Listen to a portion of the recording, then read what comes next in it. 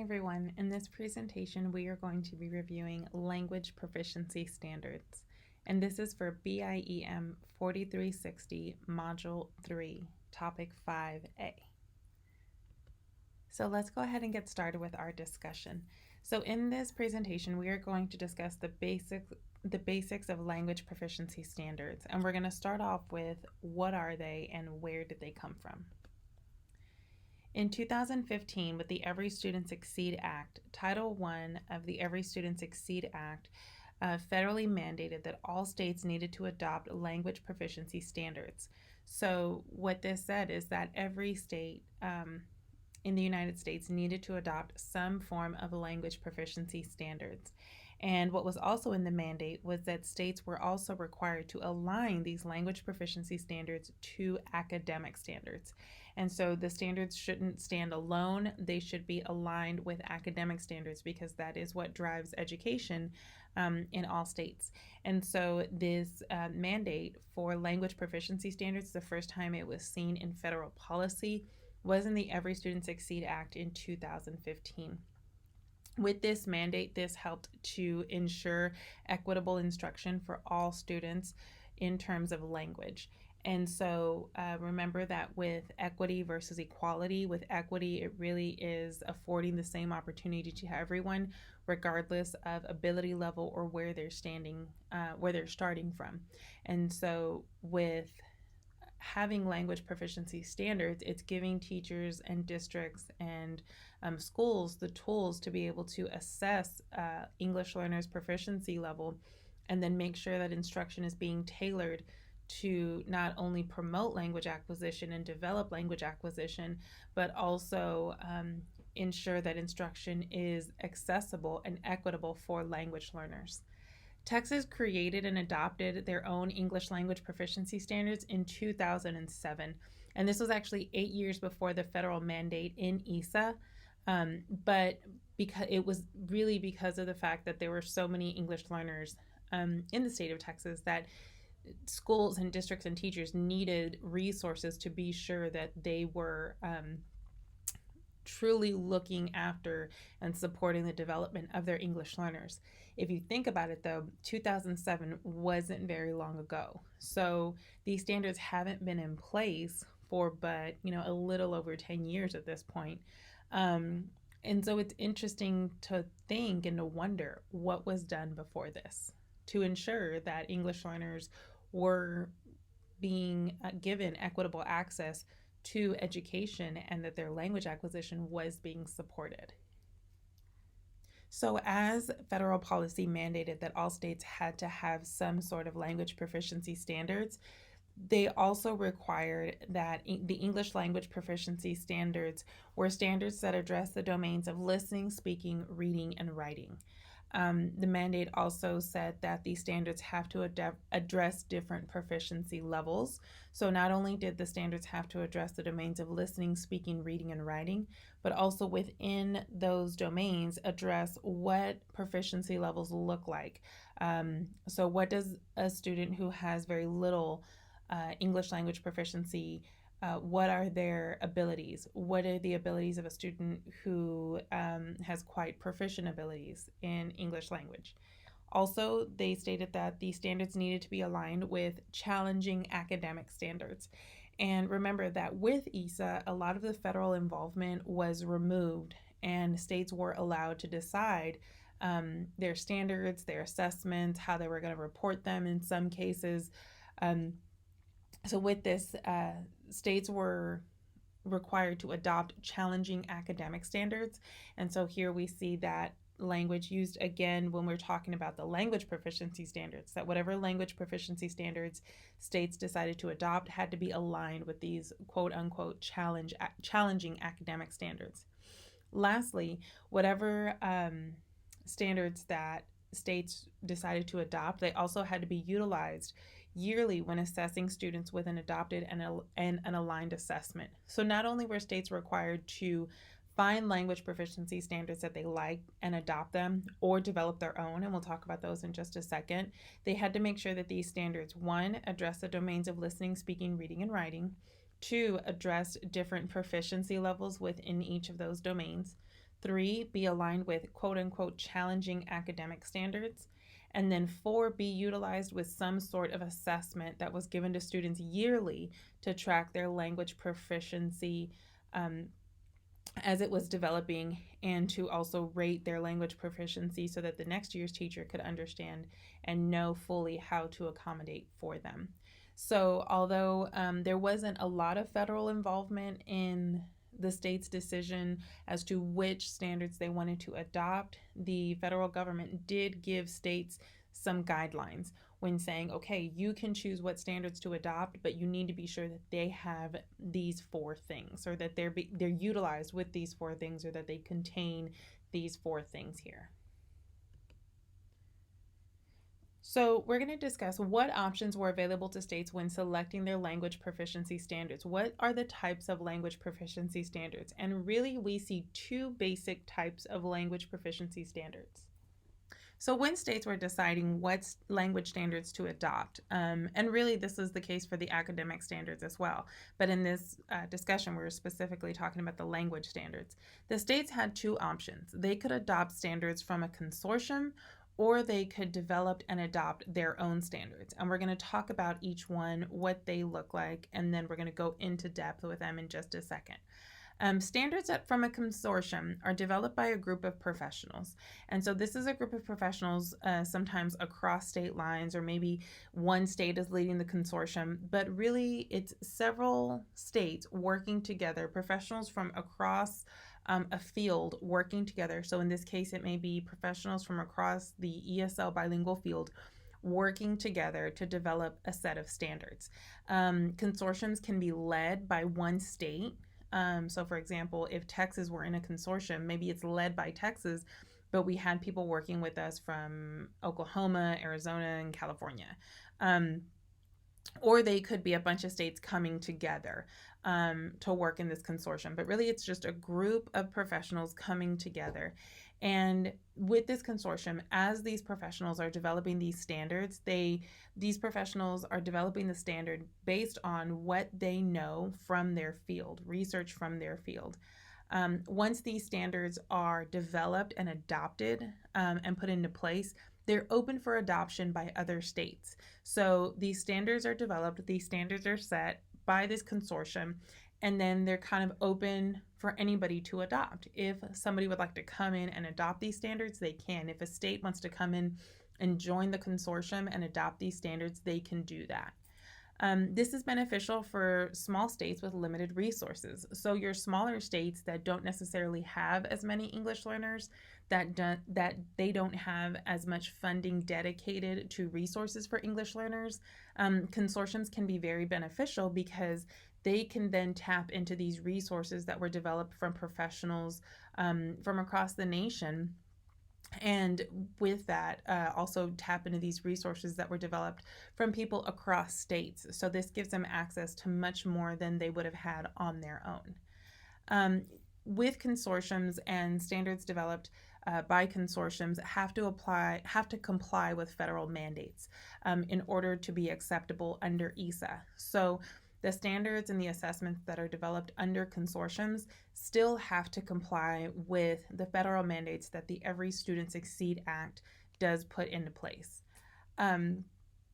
One thing to consider with consortiums is that although they're developed by professionals from across the field, they can be developed by people across, the states. They can also be influenced by political values and or ideas of education. So with that, in education, like especially bilingual education, as we know, the pendulum kind of swings from very conservative to very liberal. And so sometimes with consortiums, depending on who is active within the development of the standards developed under consortiums can sometimes mirror or include the ideals that are popular at the time, or political values or political ideals of what education should be, what we should be teaching, what we should not be teaching. So with that, that's just one point of consideration. But again, standards developed under consortiums are beneficial for smaller states with limited resources, but it's important to know how to look at a set of standards and really be critical of them. And there's nothing wrong with that. There's nothing wrong with being critical of the standards that you're looking at, and perhaps suggesting how to improve them or not. I know that when consortiums or states are redeveloping standards, they put out calls to teachers, and teachers are able to go and sit in and help the redevelopment of this standard or give input of these set of standards. So that's a consortium. It's really developed by a group of professionals, and once they're developed, they're open for other states to adopt them. So what you have under a consortium is several states may be using the same set of standards, whether that be language standards, whether that be curriculum standards, but that's how kind of a consortium works. On the other hand, states also have the option to develop and adopt their own standards. Oftentimes when this happens, there's some sort of legislative directive kind of within the state. The state is enacting some kind of policy. And so whenever that happens, whenever there's a legislative directive or whenever there's some kind of policy, you're going to see the influences of the majority political group of that state. So, for example, when the state of Texas was redoing the English language arts standards, the ELAR standards, right now there's a push to include teaching cursive back in the curriculum. Well, teaching cursive, it really can align to a more conservative view of education. And so because of that, we do see a little bit of that political influence in the adoption or the reauthorization of standards. When you have a set of state-developed standards, they're developed by state field professionals. So the Texas Education Agency, when they're writing standards or when they're redoing standards, they put out a call to all professionals across the state, teachers, administrators, people with expertise in the field, researchers, professors at universities, to come in and to help develop these standards and to help to refine these standards or reauthorize standards. When you have state-developed and adopted standards and assessments, they're exclusive to just that state. So the TEKS, for example, the Texas Essential Knowledge and Skills, those were developed in the state of Texas by Texas professionals, and they are only used by the state of Texas. So we don't put them out there and say, hey, Louisiana, do you want to use the TEKS? Or hey, Oklahoma, do you want to use the TEKS? They're only exclusive to us. With that, it does limit our resources. So if you've ever opened up a book, whether it be a content book or something for bilingual education, and you've seen something reference the Common Core standards, the Common Core standards are standards that were developed under a consortium. So several states across the nation have adopted the Common Core standards. They're able to share textbooks. They're able to, utilize resources that all are based on the Common Core standards. Texas, on the other hand, we utilize the TEKS for our academic standards. So it's harder for us to use things that are based on the Common Core. Do they all kind of have the same information? Yes, because again, there are those federal mandates in place that really do outline what education is supposed to look like to give some uniformity to it. But remember, the federal government stepped out of education and left a lot of decision making up to the states. So this is where you'll see some variance. So the downside for state-developed and adopted standards is that it does limit the resources that the states can use. But state-developed and adopted standards and assessments also have to comply with federal mandates, just like those developed under a consortium. So next we're going to look at specific examples of specifically language proficiency standards developed under a consortium and those that were state-developed and adopted. So when we look at English language proficiency standards and English language proficiency consortia, which were several consortiums, there are two major ones. One of the first ones that we're going to talk about is a book that as a set of standards that you may have seen in your bilingual textbooks, and these are the WIDA standards, WIDA, and they were developed in 2002. So originally, the states of Wisconsin, Illinois, Delaware, and Arkansas, which is WIDA, that's where the original acronym came from, got together within this consortium, and they got together to develop these set of English language proficiency standards. Then at one point, the organization, things were kind of reorganized, and the acronym was changed to represent World-Class Instructional Design and Assessment.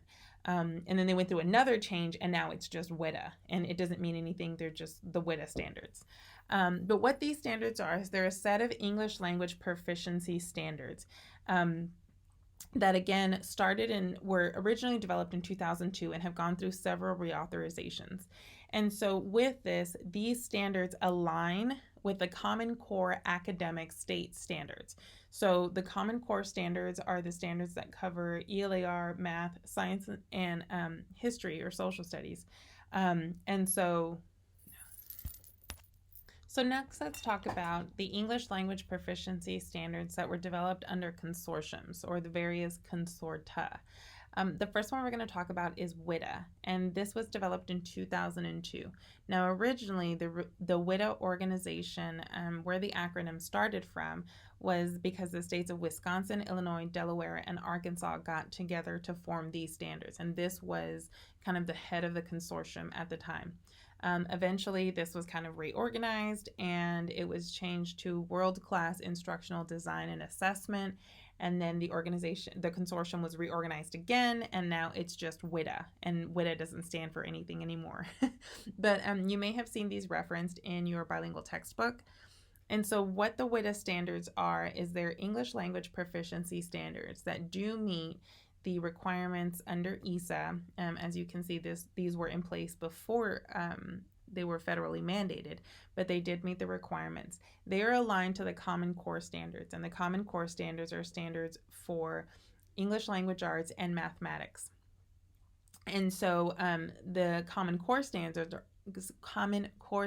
are also standards that were developed under a consortium, and they're adopted across states. So like that, WIDA were the English language proficiency standards, and they're kind of seen as the English language proficiency standards that partner with the Common Core standards.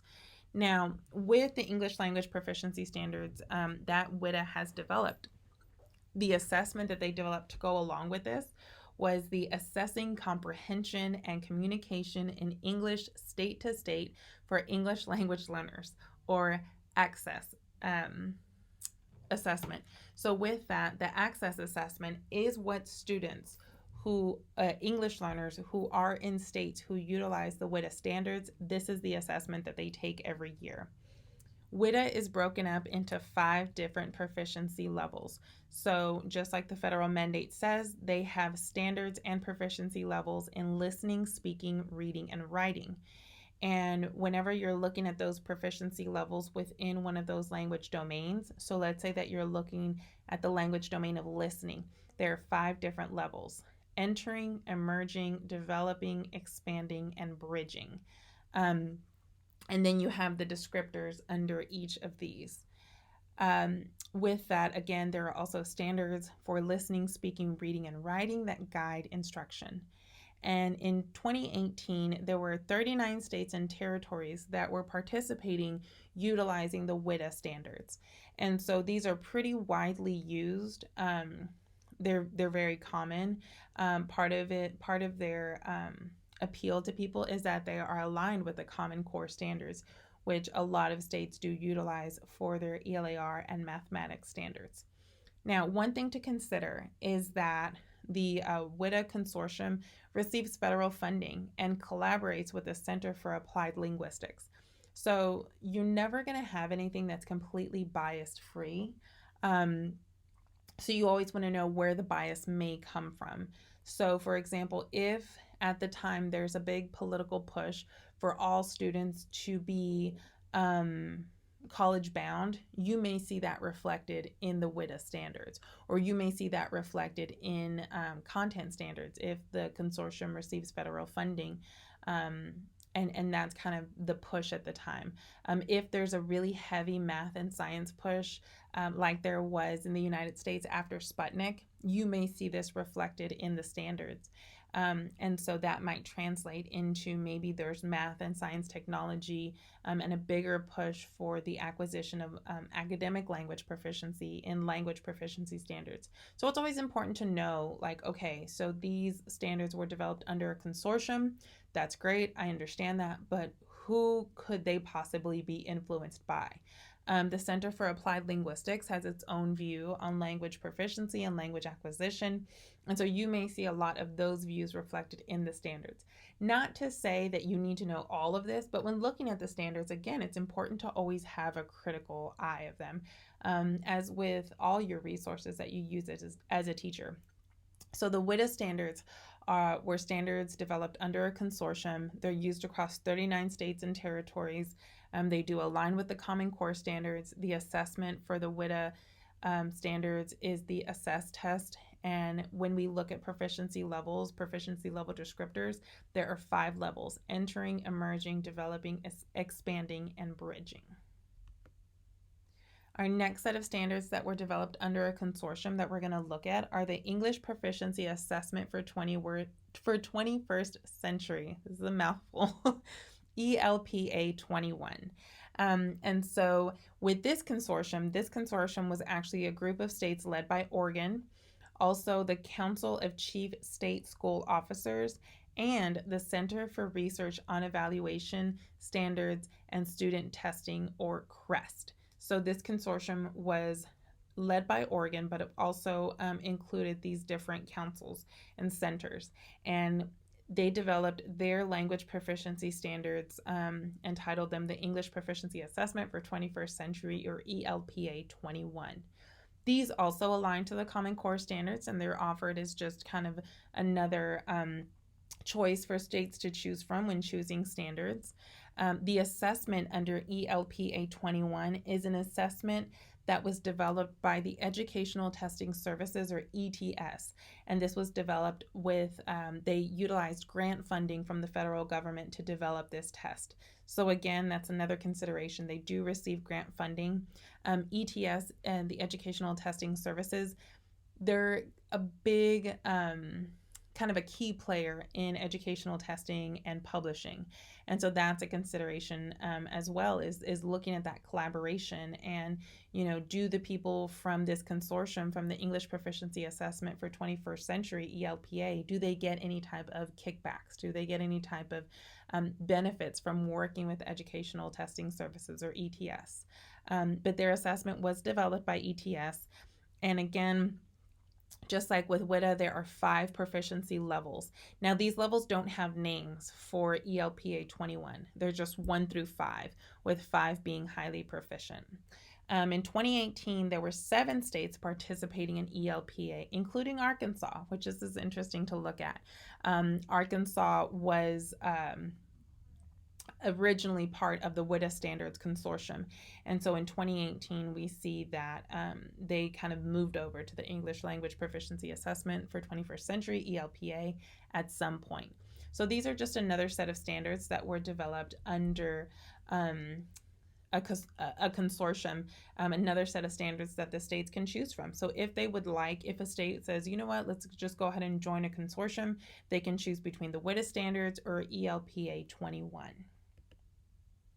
On the other hand, we also have states who decide to develop and adopt their own set of standards. So in 2018, Arizona, California, Texas, and New York have all remained independent and developed their own standards and assessments.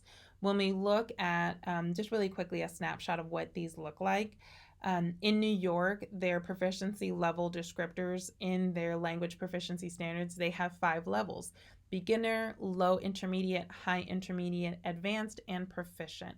These are their 5 proficiency level descriptors. California, on the other hand, only has 3: emerging, expanding, and bridging. So we see a little bit of alignment with the other standards here, but Arizona, California, Texas, and New York have just decided to develop their own standards.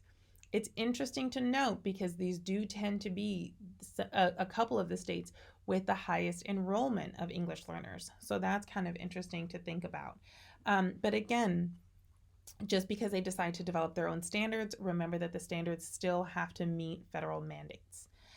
Connecticut, Kansas, Louisiana, and Mississippi remain outside of WIDA and ELPA 21 or state-specific consortia. So with this, those states are kind of doing their own thing. Kind of maybe utilizing a little bit of this or a little bit of that. A couple of these states were actually previous members of one of the consortias, but they decided to leave the consortium, and they still may be using the standards from the consortium, but not the assessments. So they may be using like the WIDA standards, but they're not using the assessment. Or they may be using ELPA 21, but they're not using the test that was developed by ETS. Remember, with ESA, a lot more freedom was granted to the states. So because of this, some states have just decided to do it their own way, whether this means adopting and developing their own standards or just picking and choosing from the resources available to them. So this is what the state of Texas looks like when we're looking at the adopted and developed standards. The state of Texas developed the English Language Proficiency Standards, or the ELPS, and these were developed and adopted in 2007, as we said at the beginning of our discussion. These English Language Proficiency Standards are aligned with the TEKS, the Texas Essential Knowledge and Skills, which are the academic standards that were developed and adopted in the state of Texas. These academic standards cover English language arts, mathematics, science, and social studies. And they are the state adopted and state developed version of the Common Core. Common Core only covers English language arts and mathematics. But again, Common Core was developed under a consortia. So because of this, the Common Core standards are utilized by several states across the nation, as opposed to Texas is only using the TEKS, and they're specific, again, to the state of Texas. The assessment that is utilized with the English Language Proficiency Standards is the Texas English Language Proficiency Assessment System, or TELPAS. And this is the assessment given to students every year to assess their proficiency in English, how it's grown, how it's developed, and really to rank them and rate them and get a good idea of where they're at. With the English Language Proficiency Standards, or the ELPS, there are 4 descriptors. So we saw that WIDA used 5 levels. We saw that ELPA 21 used 5 levels. The New York standards that New York developed and adopted has 5 levels. California has 3 levels. The state of Texas has 4: beginning, intermediate, advanced, and advanced high. Now, in the English Language Proficiency Standards specifically, we do see a distinction for kindergarten and first grade standards and proficiency levels, and 2nd through 12th grade standards and proficiency levels in the domains of reading and writing, and this does align with developmentally appropriate expectations. So this is interesting to look at kind of how they're different, how the Texas standards are different than like the WIDA standards or different than the ELPA 21 standards. But remember, no matter what the standards look like, they all have to have those 4 components that were outlined by federal mandates. Those 4 components being, they have to have standards that address the domains of listening, speaking, reading, and writing. So no matter what standards a state is utilizing, whether it's standards from a consortium or standards from developed within that state, they have to utilize and address listening, speaking, reading, and writing. So the 4 different language domains. They have to address different proficiency levels. They have to be aligned with challenging academic standards, whether that be the Common Core standards or the TEKS, and they have to be utilized with some form of assessment that assesses language proficiency. So although WIDA, ELPA 21, and the ELPS, and what's used in New York and what's used in California, those all look different. They all have these 4 things in common. So remember that within the state of Texas, Texas utilizes the English Language Proficiency Standards, and this is what we're going to be talking about a little more in depth. So what are the English Language Proficiency Standards, and what do they look like? So the English Language Proficiency Standards are developed into 3 components. You have your student expectations, so these are your standards. You have your proficiency level descriptors, and then you have strategies for teaching English learners. Each component works together. Each component supports one another, and they all support accessible and equitable instruction for English learners. So let's look a little bit at what each one looks like. Just like the federal mandate directs, the language domains of listening, speaking, reading, and writing are addressed in each one of the components of the English language proficiency standards. So within the expectations, we have expectations for listening, speaking, reading, and writing. Proficiency level descriptors, again, it's broken up to listening, speaking, reading, and writing, and the same thing for strategies.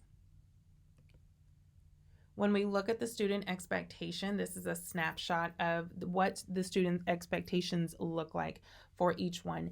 As you can see here, within reading, it's broken up between kindergarten and first grade and second through 12th grade.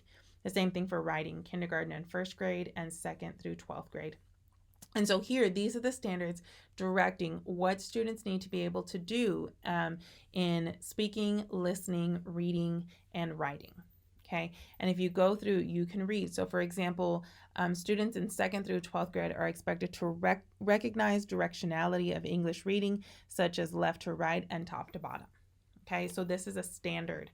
This is what students are expected to do. Just like the TEKS outline what students are expected to know in all 4 content areas, the standards within the English language proficiency standards really do outline what students are able to do with their language, language proficiency, how they're expected to interact with language, and what they're expected to know, and how they're expected to utilize their English language. Then the next thing, and so that what we just looked at were the student expectations and the standards. The next thing we're going to look at are the proficiency level descriptors. So it's important to be able to tell the difference in the two. These are the standards. They're stating what a student is expected to do within each language domain. What is a student expected to do for speaking, listening, reading, and writing? Then the proficiency level descriptors, on the other hand, describe the student's ability. So this is what the students are able to do based on the level of language proficiency that they have. Again, the language proficiency descriptors are broken up between beginning, intermediate, advanced, and advanced high. These tell what English learners at this level are able to do with this level of academic language proficiency. Okay, the standards are the expectations. Those outline the tasks that students should be able to complete when interacting with their language. This is telling how they're able to use their language, okay, specifically. So students at the beginning level of listening struggle to understand simple conversations, simple discussions, even when topics are familiar and the speaker uses linguistic supports, okay? Then we have versus advanced high. What students are able to do. Students are able to, they rarely require or request that the speaker repeat, slow down, or rephrase to clarify the meaning of the English that they hear. Here we have descriptions. Advanced high English learners have the ability to understand with minimal second language acquisition support and grade appropriate spoken English. Intermediates have the ability to understand simple high frequency spoken English used in routine academic and social settings. On the other hand, if we look back at the standards here, the listening standards, these are the actual tasks that students are expected to complete, versus these are the descriptors that describe what level of proficiency they are at. Okay, so here we have, these are the tasks. Those are the student expectations. What are they expected to do and how they're expected to utilize their language. This more so is a description of the proficiency level that they are at. Again, with reading, we have reading broken up between kindergarten and first grade and 2nd and 12th grade. This goes for reading and writing because these reflect child development. And so it would be crazy to have the same proficiency level descriptors or the same expectations for a kindergartner in reading versus a 12th grader in reading. And so here, a beginning English learner, you see beginning language learners have little or no ability to use the English language to build foundational reading skills. And so again, for advanced, what would an advanced kindergartner or first grader look like? They have the ability to use English language with minimal second language acquisition to support building foundational reading skills, as opposed to if we go back and look at 2 through 12, a student in 2nd through 12th grade who's a beginner has little or no ability to read and understand English used in academic and social context. So if you look back here, they're not here. They are building foundational reading skills because they're in kindergarten and first grade, and here they're actually utilizing reading to understand reading in academic and social context. So remember, the important thing to remember is that proficiency level descriptors describe a student's proficiency level at a given time, whenever that student is assessed. When we look at the domains of listening, speaking, reading, and writing, it's important to know that those domains develop separately. Those domains are assessed separately and they develop separately. So you can have a student who's advanced high in reading, but who is intermediate in writing. So we consider each of the domains individually. But this is the proficiency level descriptors part of the English language proficiency standards. So these are the proficiency level descriptors. Just like the name says, they describe a student's proficiency level. The student expectations describe what students are expected to do, the tasks that they are expected to do and be able to complete with their language. And then lastly, let's look very quickly at the strategies. So the English language proficiency standards always come with some sort of strategies or suggested teacher behaviors, something, just suggestions for how a teacher can support language learning by level. So within this example, you see here is beginning, intermediate, advanced, and advanced high. And the same thing goes here. And these are for two different language domains.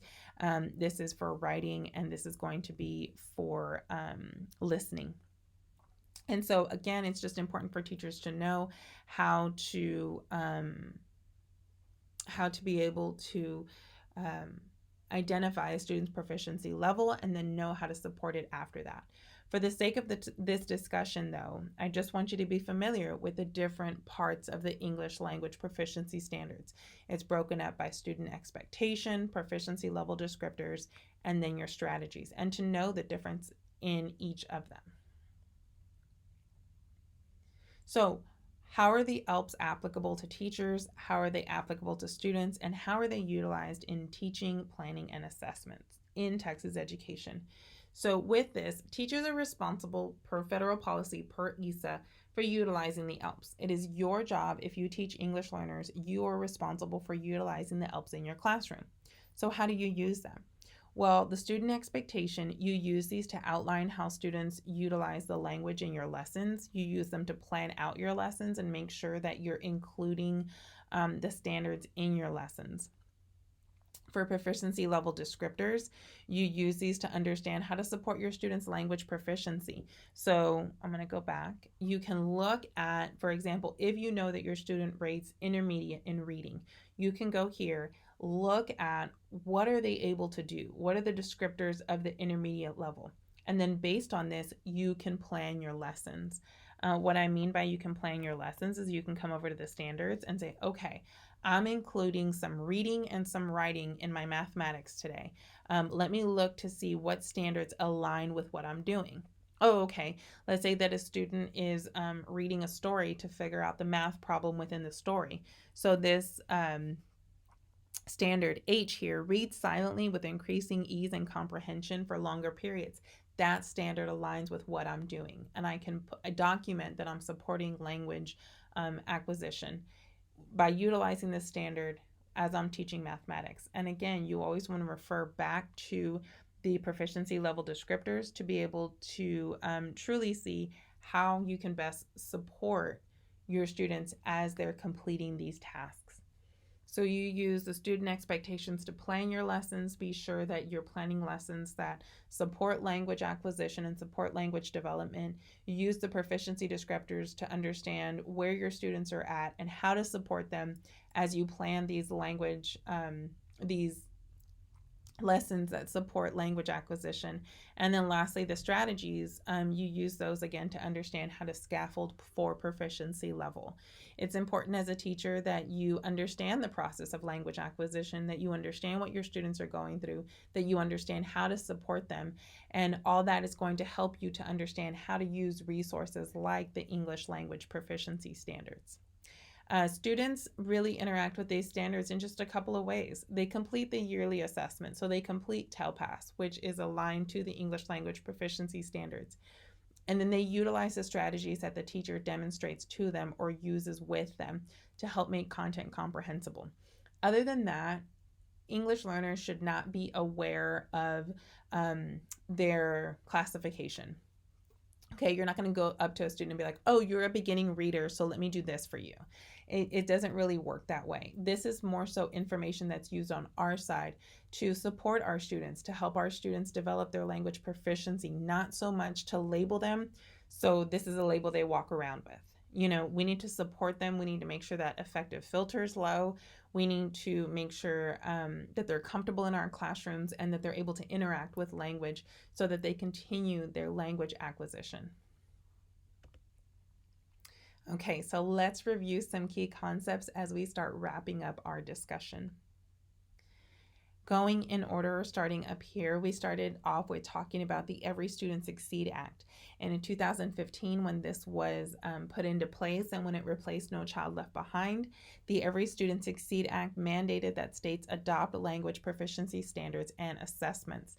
And there were four things that the standards had to have. They had to address the language domains of listening, speaking, reading, and writing. They had to be aligned with content standards, with challenging academic content standards. They had to address proficiency levels, and they had to be aligned with some sort of language assessment.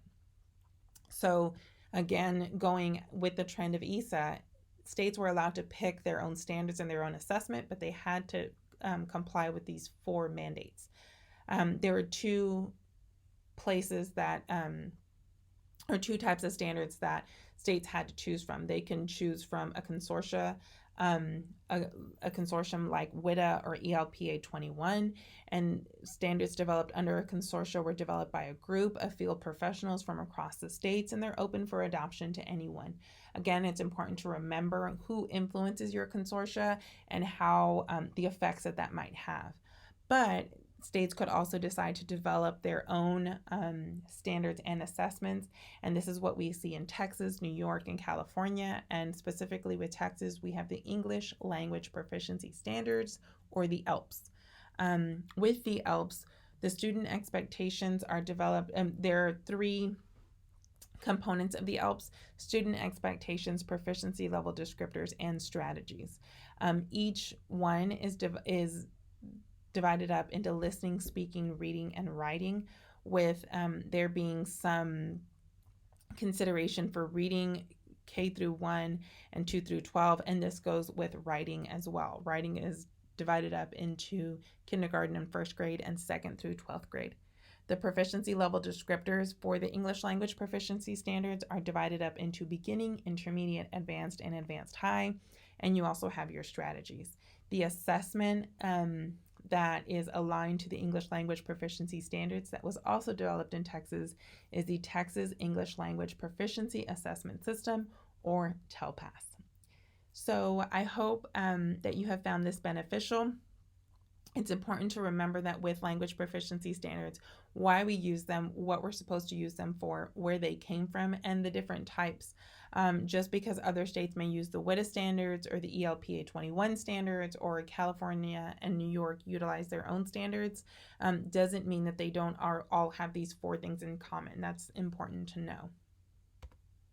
That's going to do it for our discussion. Please let me know if you have any questions, and I'll talk to you soon. Bye, guys.